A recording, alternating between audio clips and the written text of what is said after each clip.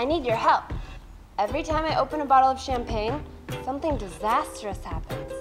I have a hard enough time getting the cork to pop out. And then when it does, look out!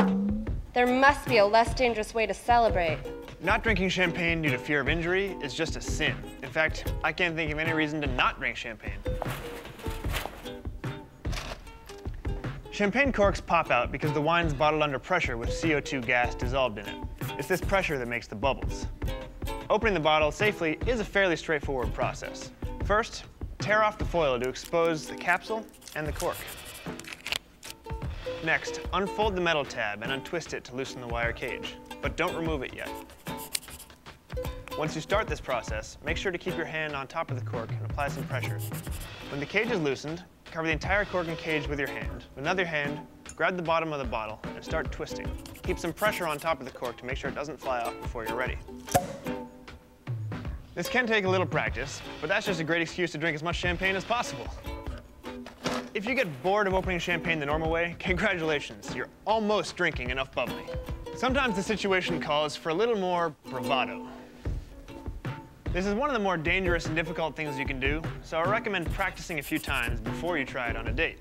Champagne corks pop out because the secondary fermentation in the bottle creates the gas, bubbles, and a lot of pressure. The cheaper stuff is generally made a lot more like soda.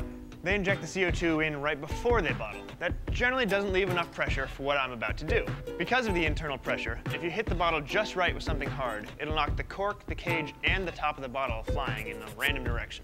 It's safe to drink because of the pressure inside expands and knocks loose any shards of glass that might happen. Of course, if I do it wrong, the bottle could just explode in my hands.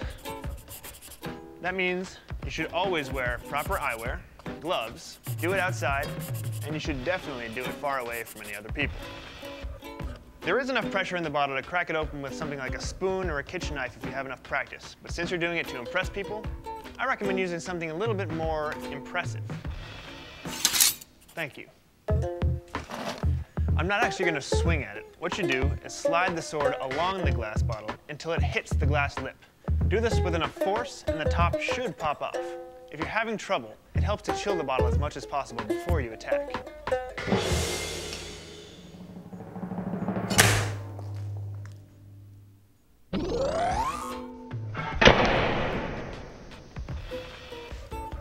Cheers. Careful, it's sharp.